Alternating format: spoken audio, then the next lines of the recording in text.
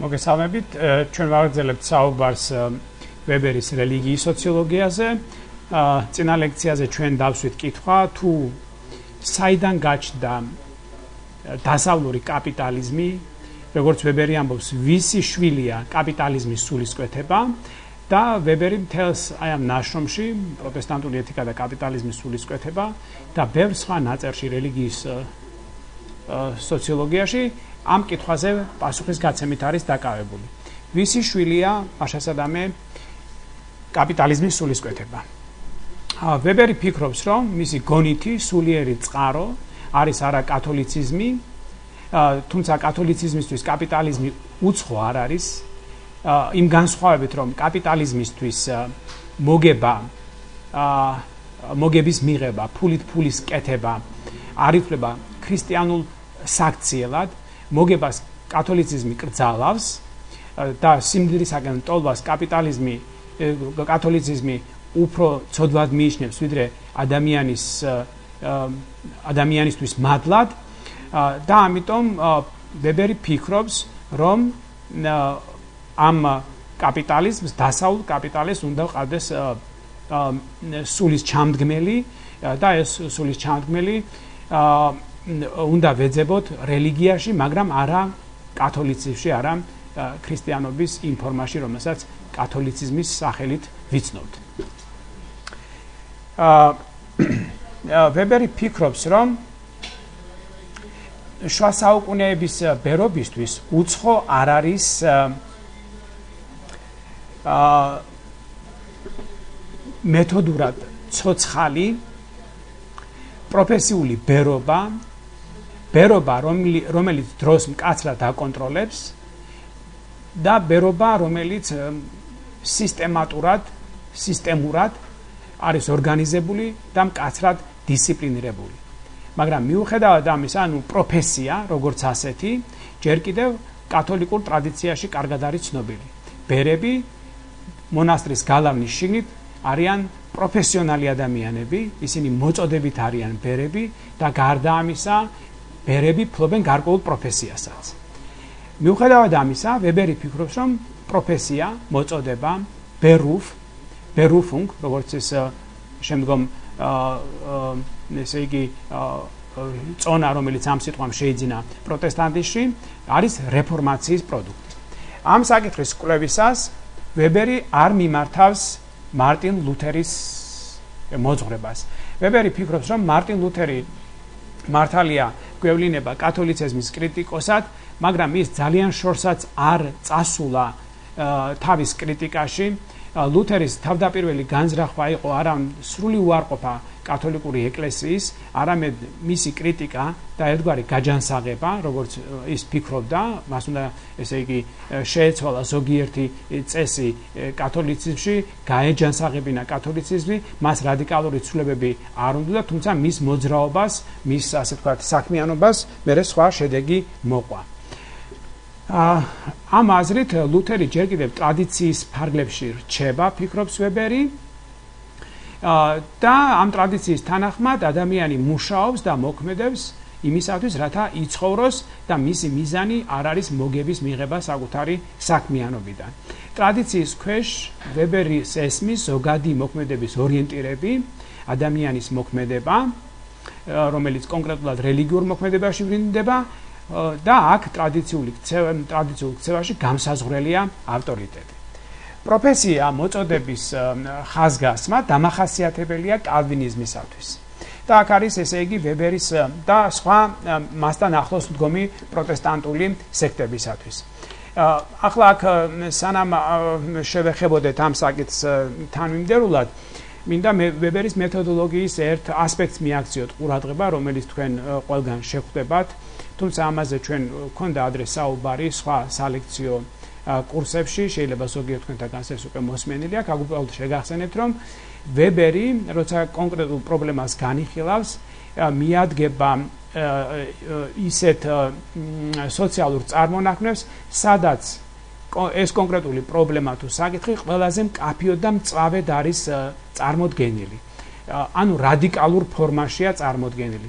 აი კალვინიზმი წარმოადგენს პროტესტანტიზმის, ასე ვთქვათ, რადიკალურ ფორმას და ყველა ესე იგი ასე ვთქვათ დებულება, კონცეპტი, მოძღვრება აქ ჩანს ასე ვთქვათ მკაფიოდ ერთგვარად შედედებულად. ამიტომ მისი მეთოდოლოგია არის შემდეგი. ეს გას დაახლოებით ექიმი ინფექციონისტის მოქმედებას, რომელსაც ეჭვი აქვს, რომ ადამიანის ორგანიზმში არის კონკრეტული ინფექცია, მაგრამ კარგად არ არის გამოკვეთილი ეს ინფექცია, ექიმმა შეიძლება ასეთ შემთხვევაში მიმართოს ინფექციის გამწვავებას, ხელოვნურ გაღიზიანებას, რათა გამოკვეთოს, დადასტურდეს, გამოკვეთოს და დაადასტუროს კონკრეტული ვირუსის ან დაუშვათ ვირუსის არსებობა ორგანიზმში და შემდგომ როცა გაერკვევა ამ სიტუაციაში დანიშნოს მკურნალობა. აი ვებერი დაახლოებით ასე მოქმედებს. ის იღებს სწორედ იმ კონცეფციას, იმ რელიგიურ მოძღვრებას, სადაც ყველაზე მკაფიოდ არის წარმოდგენილი ესა თუ ის მოძღვრება. აი პროტესტანტულ მოძრაობათა შორის კალვინიზმი არის ასეთი, სადაც ყველაზე მკაფიოდ, ყველაზე მწვავედ, ყველაზე რადიკალურად შეიძლება ითქვას არის წარმოდგენილი პროტესტანტული კონცეფცია, ამიტომ მისი მეთოდოლოგია არის ასეთი. ის იღებს კვლევის ობიექტად სწორედ კალვინიზმს. და სწორედ კალვინიზმისათვის არის ვებერის აზრით დამახასიათებელი პროფესიის მოწოდების ხაზგასმა. ვებერი სწორედ ასეთ რელიგიურ ჯგუფებში აღმოაჩენს იმას, რასაც ის პროტესტანტულ ეთიკას უწოდებს და შემდგომ ჩვენ ნახავთ თუ რას ნიშნავს ეს პროტესტანტული ეთიკა. კალვინიზმის შემთხვევაში პროტესტანტული ეთიკის საფუძველია მოძღვრება პრედესტინაციის შესახებ, რომლის თანახმადაც სიცოცხლეს სხვა საზრისი გარდა ღვთის განდიდებისა არ აქვს. ღმერთი ამასთან გვევლინება ყოვლის მცოდნე და ყოვლის შემძლე არსად. ღმერთს ჩვენ ცხოვრებაზე გამსაზღვრელი ზეგავლენა აქვს, ღმერთმა იცის არა მარტო ჩვენი წარსული და მომავალი, არამედ იცის თუ ვინ გადარჩება, ვინ ცხოვრდება, ანუ ვინ მოხდება სასუფეველში. დაბადებიდანვე ყოველი პიროვნებისათვის იმთავითვე განსაზღვრულია, მოხდება თუ არა ის ზეციურ სასუფეველში, სამოთხეში, თუ მოხდება ის ჯოჯოხეთში. არც ლოცვას, არც აღსარებას ამ მოძღვრების თანახმად, არც კეთილსაქმეებს და ასე შემდეგ არ შეუძლია ამ საქმეში ჩვენი შველა. პრედესტინაცია გულისხმობს სწორედ წინასწარ განსაზღვრულობას. თავდაპირველად მკითხველისათვის გაუგებარია, ვინც ვებერს წაიკითხავს, თუ როგორ შეიძლება პრედესტინაციის წინასწარ განსაზღვრულობის ეს ფატალისტური მოძღვრება კაპიტალიზმის სულისკვეთებას წარმოადგენდეს. მაგრამ ეთიკის ცნების შემოტანით ვებერი ხაზს უსვამს არა მოძღვრებას, არამედ მის ზეგავლენას პრაქტიკულ მოქმედებაზე. ამიტომ ვებერს აინტერესებს არა თეოლოგიური სისტემები და ამაშია სწორედ მისი სოციოლოგიური მიდგომის არსი და ამიტომაც არის ის სოციოლოგი, მას თეოლოგიური სისტემები კი არ აინტერესებს, არამედ ამ თეოლოგიურ სისტემიდან გამომდინარე ეთიკის ზეგავლენა ადამიანის ყოველდღიურ ცხოვრებაზე, მის პრაქტიკაზე. ანუ დაუშვათ მე ვარ რაღაც რომელიმე რელიგიის ამსარებელი. და შეიძლება ვიცოდე ამ რელიგიის თეოლოგიური სისტემა, მაგრამ სოციოლოგს ამ შემთხვევაში აინტერესებს არა ჩემი, ესე ვთქვათ, ცოდნა კონკრეტული თეოლოგიური სისტემისა, არამედ ამ თეოლოგიური სისტემიდან გამომდინარე ეთიკას თუ როგორ გამოვიყენებ მე პრაქტიკულ ცხოვრებაში, ანუ როგორია მისი პრაქტიკული გამოყენება. როგორ შეიძლება და აქ არის ესე იგი ერთი მნიშვნელოვანი კითხვა, რომელსაც პრედესტინაციის თეორია და ამ თეორიის მიმდევარი ადამიანი თავის წინაშე დააყენებს. ანუ პრედესტინაცია, ანუ ვინც კალვინიზმშია, ვინც კალვინისტია, ასე ვთქვათ, ვინც ამოძღვრების მიმდევარია და ვინც იცის რომ ესე იგი მისი ცხოვრება წინასწარ არის უკვე გადაწყვეტილი, ასე ვთქვათ, იცის რომ ადამიანთა გარკვეული ჯგუფი განეკუთვნება, ესე იგი ასე ვთქვათ, რჩეულებს და გარკვეული ჯგუფი, რაც არ უნდა საქმე ჩაიდინოს მან, ვერანაირად ვერ შევა სამოთხეში და ასე შემდეგ, არა, ბუნებრივია ჩდება კითხვა ასე დროს, ხო? როგორ შეიძლება ამოვიცნო, როგორ შეიძლება ვიცოდე, მივეკუთვნები თუ არა რჩეულ ადამიანთა რიცხვს, ანუ იმ ადამიანთა რიცხვს, რომლებიც გადარჩებიან. ამის ნიშანი კალვინისტების თანახმად არის მატერიალური წარმატება. როგორც ავამტყოფი ხევი იძლევა ნაყოფს, ასევე არაფრით გამორჩეული ადამიანები წარუმატებლები არიან. ამგვარი ადამიანების საპირისპიროდ ის, ვინც თავის პროფესიას მოწოდებას ბეჯითად მისდევს და წარმატება აქვს, შეიძლება მივიშნიოთ ღვთის რჩეულად. პრედესტინაციის მოძღვრებას, რომლის თანახმადაც ადამიანის ამ ქვეყნიურ ცხოვრებას არანაირი აზრი არ აქვს, შედეგად აქვს ის, რომ კალვინისტები მუხტ ჩაუხრელად შრომობენ, ახდენენ საკუთარი ფულის ინვესტიციას და იქიდან მიღებულ მატერიალურ დოვლათს საკუთარი რჩეულობის ნიშნად, სიმბოლოდ განიხილავენ, ანუ მიიჩნევენ. ესე იგი, სხვაგვარად რო ვთქვათ, თუ ადამიანი არის პროტესტანტული მიმდინარეობის კალვინიზმის ამხსარებელი და იცის, რომ ამ მოძღვრების თანახმად არსებობს ადამიანთა ჯგუფი, რომელიც ღმერთმა აირჩია იმისათვის, რომ გადაარჩინოს, ხოლო სხვა ადამიანები, სხვები შეიძლება განწირულები იყვნენ, ამ მოძღვრების შიგნით ჩვეულებრივად ნებისმიერ ადამიანს დაევადებოდა ასეთი შეკითხვა. კი, მაგრამ მე ვეკუთვნი იმ ადამიანთა რომლებიც გადარჩებიან და რა შეიძლება იყოს ნიშანი ჩემი რჩეულობის? და ამ კითხვაზე პასუხი არის შემდეგი. თუ მე ჩემს პროფესიას ზედმიწევნით კარგად ვასრულებ, წარმატებული ვარ ჩემს საქმიანობაში, მაშასადამე მე განვეკუთვნები იმ ადამიანთა რიცხვს, რომლებიც გადარჩებიან. აი ამ დებულებას ორი ასპექტი მაინც აქვს. ერთი ფსიქოლოგიური რწმენა იმისა, რომ მე მივეკუთვნები რჩეულ ადამიანებს და მეორე ამ რწმენის ობიექტური დადასტურება, რითი ჩემი წარმატებით, კარიერული წარმატებით დავუშვათ, მატერიალური წარმატებით. აი ეს ყველაფერი მე მეუბნება ერთ რამეს და მიდასტურებს ერთ რამეს, რომ მე ვცხონდები, მე განვეკუთვნები რჩეულ ადამიანთა რიცხვს. ვებერის აზრით, პრედესტინაციის მოძღვრებას მივყავართ იმისკენ, რასაც შემდეგ ვებერი უწოდებს აქტიურ, ანუ ამქვეყნიურ, გნებავთ სააქაო, საერო ასკეზას. ანუ ასკეზას, რომელიც ადამიანის მოქმედებას სააქაოსკენ, ამ სამყაროსკენ მიმართავს.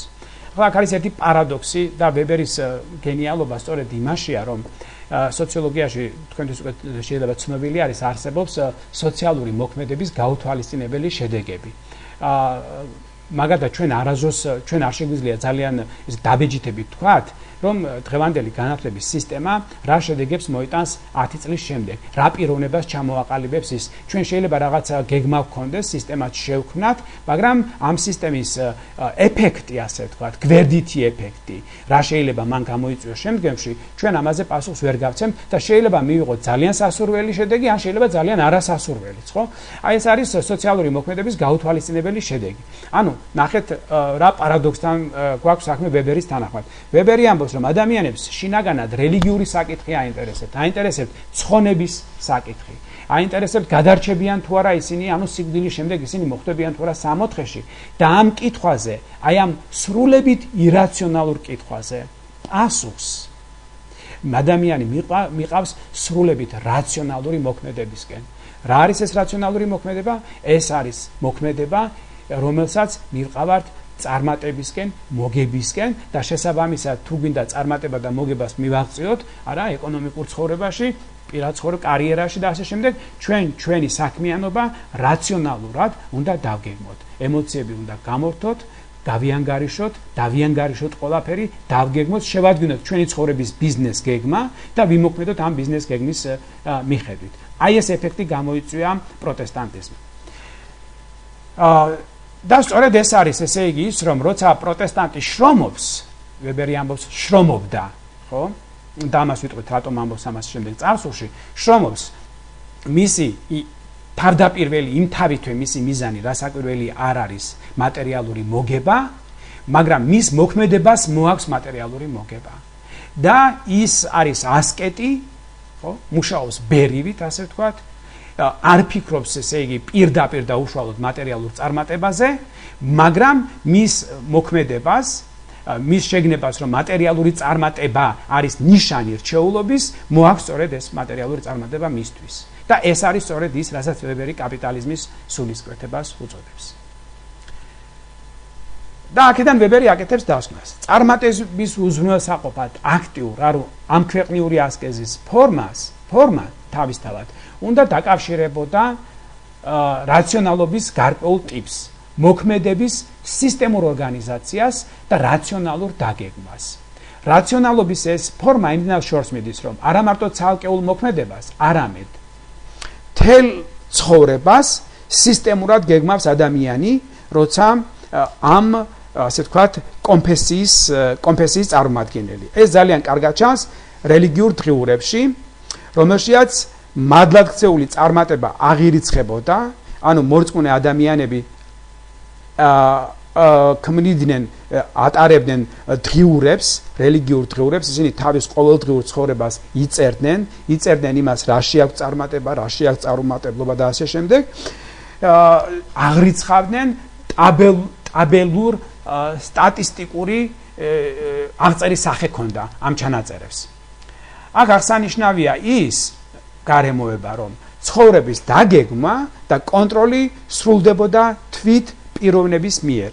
მაკონტროლებელი არის გარედან არა ავტორიტეტი, არა ინსტიტუტი, ეკლესია დაუშვათ, არამედ მე თვითონ პიროვნება ვაკონტროლებ ჩემ თავს, მე თვითონ წერ ამ დღიურებს და ვითვლი ჩემს წარმატებებს, რათა მე ყოველდღურად დავრწმუნდე იმაში, რომ სწორი გზით მივდივარ, მაქვს წარმატება და მაშასადამე მივეკუთვნები იმ ადამიანთა რიცხვს, რომლებიც ცხონდებიან.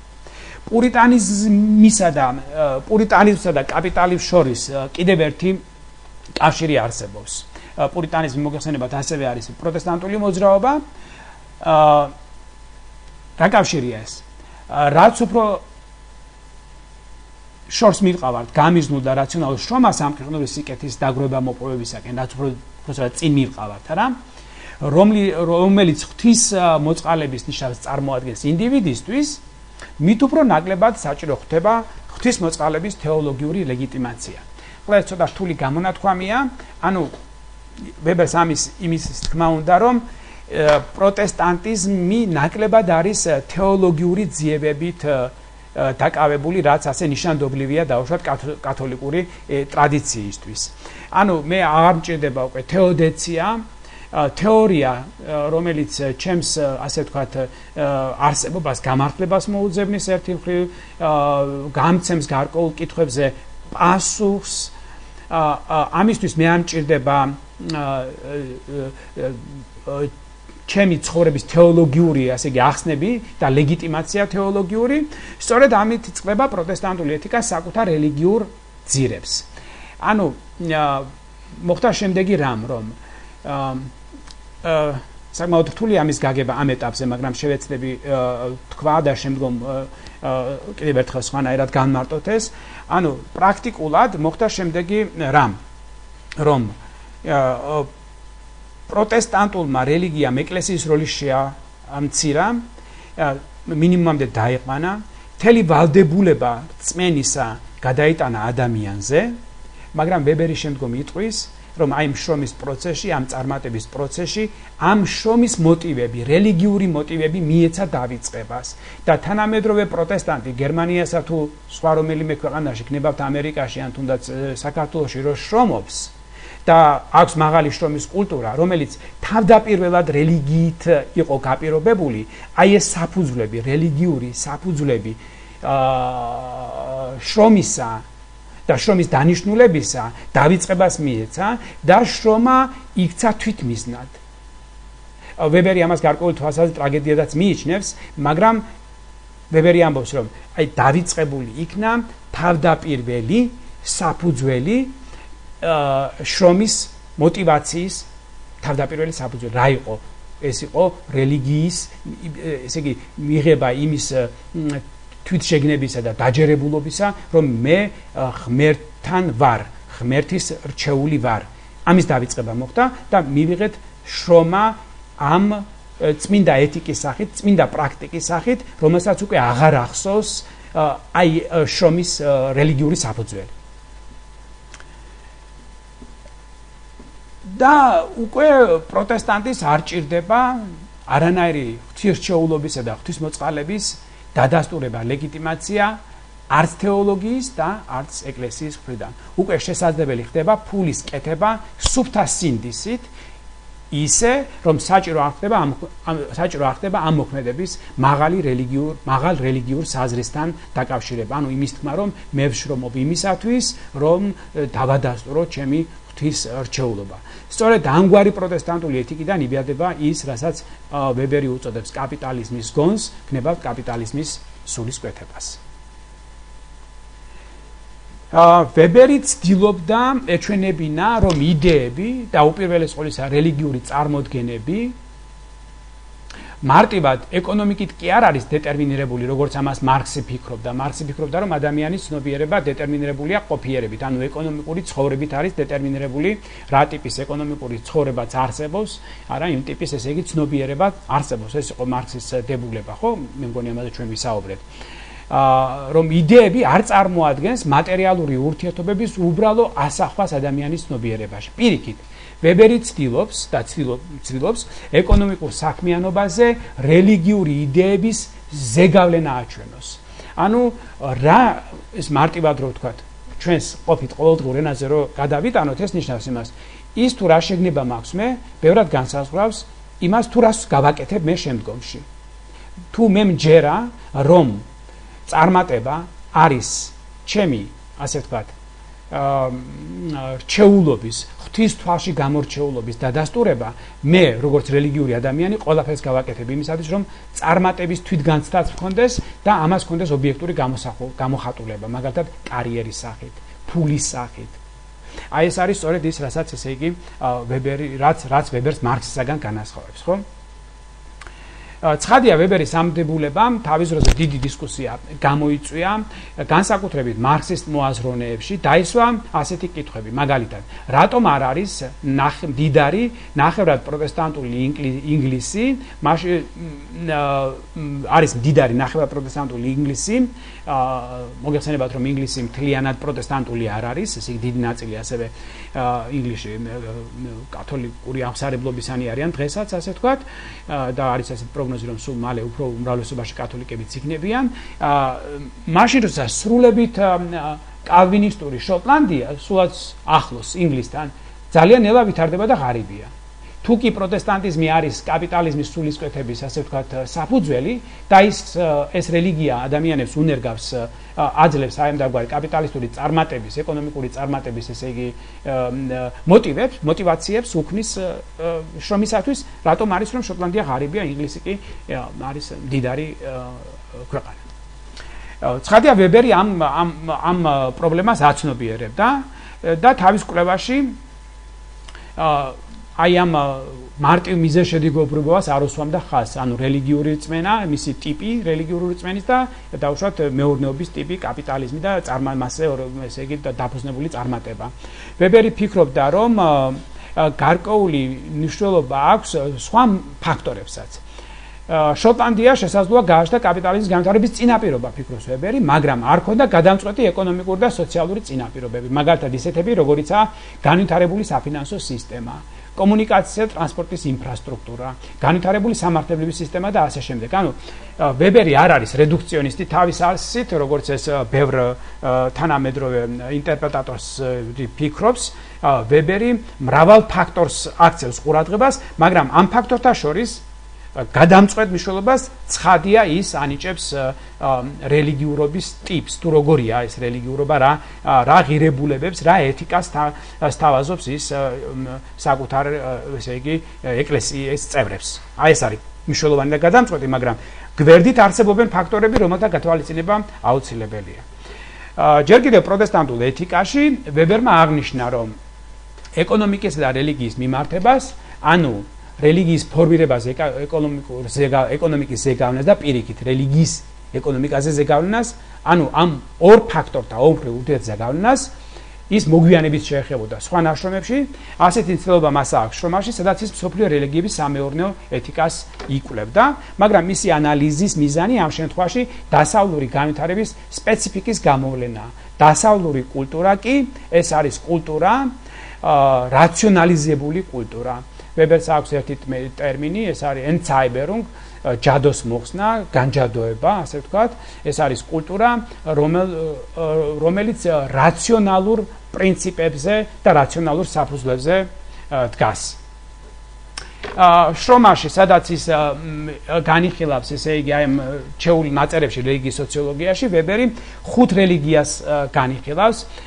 კონფუციანელობას, ინდუიზმს, ბუდიზმს, ქრისტიანობასა და ისლამს და მათი სამეურნეო ეთიკა აინტერესებდა.